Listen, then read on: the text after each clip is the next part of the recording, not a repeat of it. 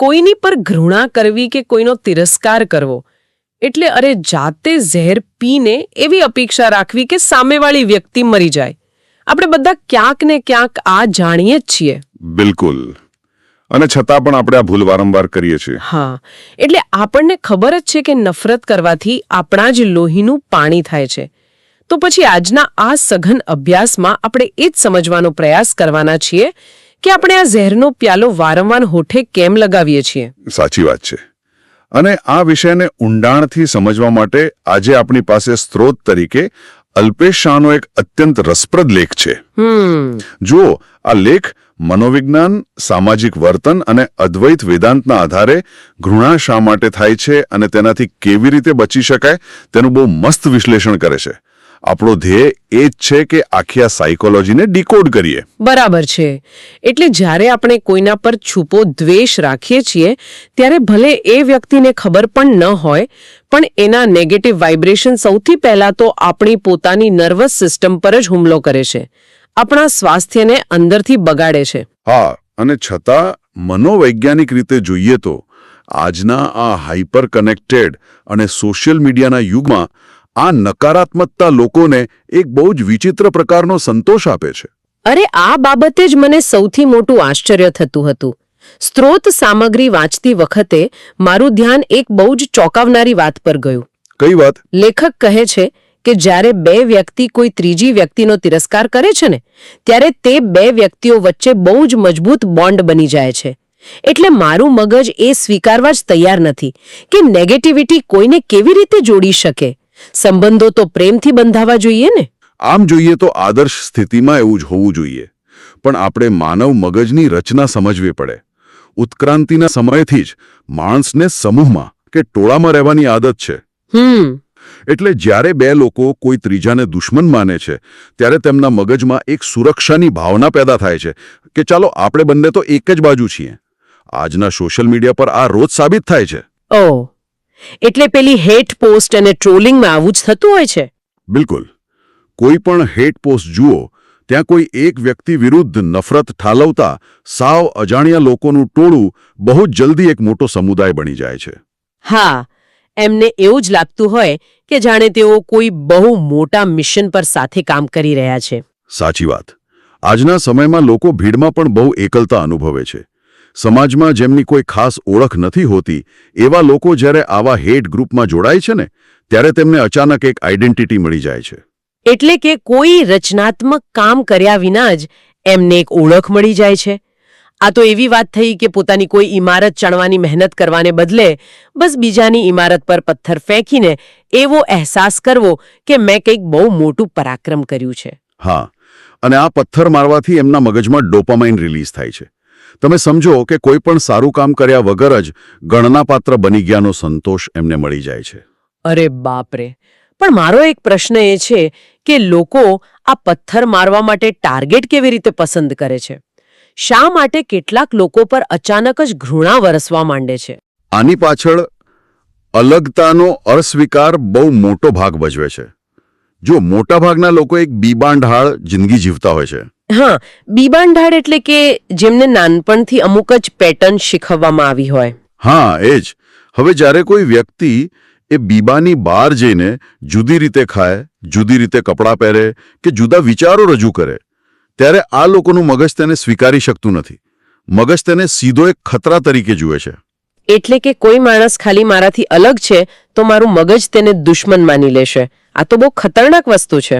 છે જ, કારણ કે મગજને પોતાની માન્યતાઓને પડકારાય તે ગમતું નથી. આ અસ્વીકારમાંથી જ અણગમો જન્મે છે. અને બીજી એક વૃત્તિ છે જેને આપણે બલીનો બકરો શોધવાની વૃત્તિ કહીએ છીએ, એટલે કે સ્કેપગોટિંગ. ઓહ હા, આના વિશે મેં સાંભળ્યું છે. શું આ એ જ વસ્તુ છે જેમાં લોકો પોતાની નિષ્ફળતાનો ટોપલો બીજા કોઈ પર ઢોળી દે છે? બરાબર, એ જ. કોઈ પણ વ્યક્તિ માટે પોતાની નિષ્ફળતાનો દોષ પોતાના જ માથે લેવો એ માનસિક રીતે બહુ પીડાદાયક હોય છે. એનાથી તેમનો ઈગો ગવાય છે. એટલે આ પીડામાંથી બચવા મગજ કોઈ બહારની વ્યક્તિ કે સમુદાયને ટાર્ગેટ બનાવે છે. જેમ કે મારી પાસે નોકરી નથી કારણ કે પેલા લોકો આપણી નોકરીઓ છીનવી રહ્યા છે. હા, આવી વાતો તો આપણે રોજ સાંભળીએ છીએ અને આ માત્ર એક વ્યક્તિના સ્તરે નથી થતું. આખા દેશોના નેતાઓ પણ ઘણીવાર આ જ ચેક વાપરે છે. બિલકુલ સાચી વાત. દેશમાં બેરોજગારી વધે ત્યારે અચાનક કોઈ પડોશી દેશ સામે નફરત શરૂ થઈ જાય છે. સ્ત્રોતમાં લેખક એક બહુ જ મહત્વનો ભેદ સ્પષ્ટ કરે છે, રાષ્ટ્રપ્રેમ અને ઘૃણા આધારિત રાષ્ટ્રવાદ વચ્ચેનો. હા, આ બહુ જ અગત્યનો મુદ્દો છે. રાષ્ટ્રપ્રેમ એટલે પોતાના દેશ પ્રત્યેનો શુદ્ધ લગાવ, જેમાં પોતાના લોકોનો વિકાસ જોવાની ભાવના હોય. અને ઘૃણા આધારિત રાષ્ટ્રવાદમાં પોતાના વિકાસ કરતા બીજા દેશનું પતન જોવામાં વધુ રસ હોય છે. આ ખરેખર વિચારવા જેવું છે. પણ મને હજુ એક વાત ખૂંચે છે. આ બધું શરૂ ક્યાંથી થાય છે? એટલે કે માણસ શું જન્મથી જ આટલો દ્વેષી હોય છે? ના, અરે કોઈ બાળક નફરત લઈને નથી જન્મતું. અહીં લઘુતા ગ્રંથિ એટલે કે ઇન્ફિરિયોરિટી કોમ્પ્લેક્સ કામ કરે છે અને ઘૃણા પેઢી દર પેઢી ટ્રાન્સફર થાય છે. પેઢી દર પેઢી ટ્રાન્સફર થાય છે એટલે? જુઓ, જ્યારે ઘરમાં કોઈ બાળક પોતાના માતા પિતાને સતત કોઈ ચોક્કસ વ્યક્તિ કે જ્ઞાતિ પ્રત્યે ઘૃણા કરતા જુએ છે, ત્યારે તે અર્ધજાગ્રત રીતે એવું માની લે છે કે આ લોકો ખરાબ જ હોય છે. ઓહ, એટલે કોઈ પણ ઔપચારિક શિક્ષણ વિના જ ઘૃણા ટ્રાન્સફર થઈ ગઈ? હા, અને મોટે ભાગે આ પોતાની અસુરક્ષા છુપાવવા માટે જ થતું હોય છે. પોતાની લીટી મોટી કરવાને બદલે બીજાની લીટી કાપવાની વૃત્તિ. અરે, એક મિનિટ. ચાલો, આ બધી સાયકોલોજીની વાત તો હું માની લઉં, પણ અહીં હું જરા પુશબેક આપવા માંગુ છું. થોડા પ્રેક્ટિકલ થઈએ. હા, ચોક્કસ. માની લો કે કોઈ વ્યક્તિ કે કોઈ સમૂહ ખરેખર બહુ જ ખરાબ હરકતો કરી રહ્યો છે, સમાજને નુકસાન કરી રહ્યો છે, તો શું મારે એમ જ બેસી રહેવાનું? આવા સમયે તો ઘૃણા એ મારો બચાવ છે ને? શું મારે તેમની મૂર્ખાઈભરી વાતોને અવગણવી જ જોઈએ? આ બહુ જ વ્યાજબી પ્રશ્ન છે. અને લેખક એવું બિલકુલ નથી કહેતા કે તમે નુકસાન થતું જુઓ અને ચૂપચાપ બેસી રહો. વિરોધ થવો જ જોઈએ. હા, તો પછી ઘૃણા કરવામાં શું ખોટું છે? પ્રોબ્લેમ એ છે કે દુઃખ અને વિરોધને ઘૃણામાં પરિવર્તિત કરવાથી કોઈ જ હકારાત્મક પરિવર્તન નથી આવતું. જ્યારે તમે ઘૃણા કરો છો ને, ત્યારે તમારા મગજમાં તર્ક કરવાની જગ્યા જ નથી રહેતી. એટલે હું લોજિકલી વિચારી નથી શકતી. હા, તમે આંધળા ગુસ્સામાં નિર્ણયો લો છો અને દલીલોમાં આવીને ઘણીવાર તમારા પોતાના જ મિત્રોને ગુમાવી દો છો. કબીરનો પેલો દોહો છે ને કે બુરા જો દેખન મેં ચલા, બુરા ન મિલ્યા કોઈ, જો દિલ ખોજા આપના, મુજસે બુરા ન કોઈ. એટલે કે મારે મારી અંદરની ખામીઓ જોવાની છે. પણ એનો અર્થ એવો તો નથી ને કે સામેવાળી વ્યક્તિ દૂધે ધોયેલી છે. એ પણ ખરાબ હોઈ શકે ને? ના, એવો અર્થ નથી. વાત એ છે કે આપણે કોઈ વ્યક્તિને કાયમી ધોરણે ખરાબનું લેબલ મારવાનું નથી. આપણે વ્યક્તિના કાર્યની ટીકા કરવાની છે, વ્યક્તિને ધિક્કારવાનું નથી. ઓહ, એટલે એક્શન અને પર્સન વચ્ચેનો તફાવત. બિલકુલ. લેખક વાલિયા લુંટારાનું ઉદાહરણ આપે છે. જો સમાજે એવું જ માની લીધું હોત કે આ માણસ તો ખરાબ જ છે, તો એ ક્યારેય વાલ્મીકી બની શક્યો હોત? ક્યારેય નહીં. એટલે જ્યારે આપણે કોઈને હંમેશ માટે ખરાબ કહી દઈએ છીએ, ત્યારે આપણે ખરેખર તો તેનામાં રહેલી સારા થવાની શક્યતાનું જ ખૂન કરી નાખીએ છીએ. બાપરે, સારા થવાની શક્યતાનું ખૂન. આ શબ્દો બહુ પાવરફુલ છે. એટલે કે આપણે કોઈના ખરાબ કાર્યોનો બચાવ નથી કરતા, પણ વ્યક્તિ પ્રત્યે અંગત દ્વેષ પણ નથી રાખતા. સાચી વાત. અને હવે જો આપણે આને ફિલોસોફીના સ્તરે સમજીએ, તો પશ્ચિમી અને પૂર્વીય ફિલોસોફીમાં આની બહુ સરસ સરખામણી છે.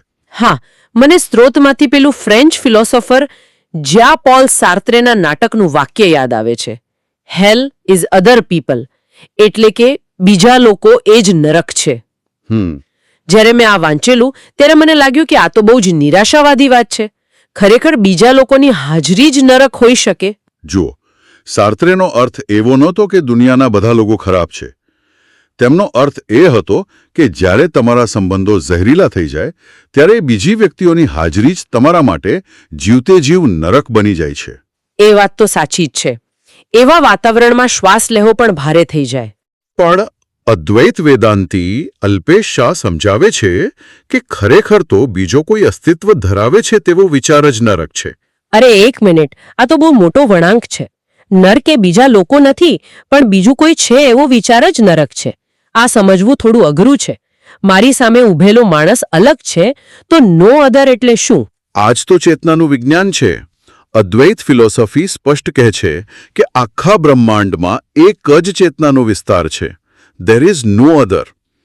લેખક ઈશાવાસ્ય ઉપનિષદના શ્લોકનો ઉલ્લેખ કરે છે કે જે બધાને પોતાનામાં અને પોતાને બધામાં જુએ છે તે કોઈની ઘૃણા કરતો નથી.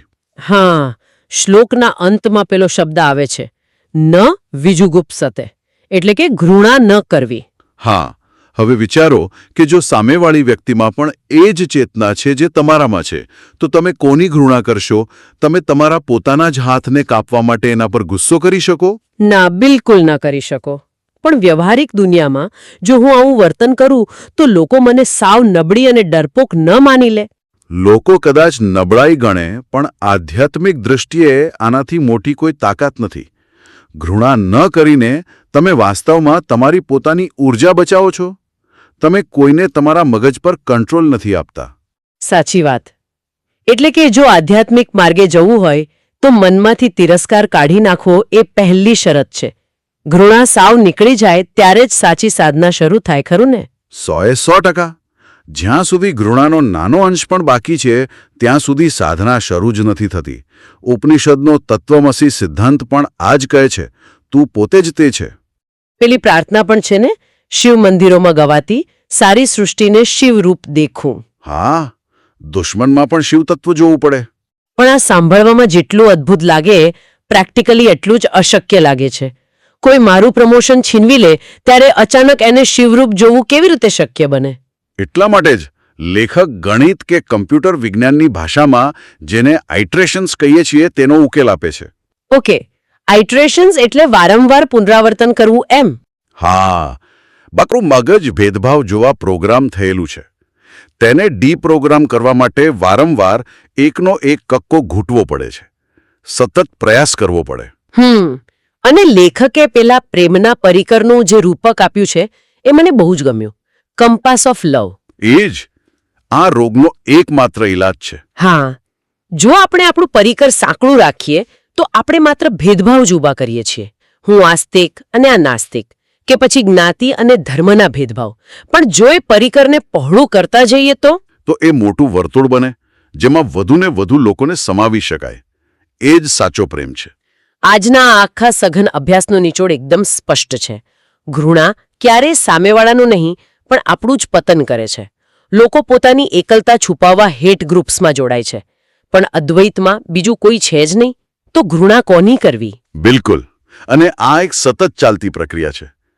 ખરાબ કાર્યનો વિરોધ કરવો પણ વ્યક્તિ પ્રત્યે દ્વેષ ન રાખવો. ખરેખર અદ્ભુત ચર્ચા રહી.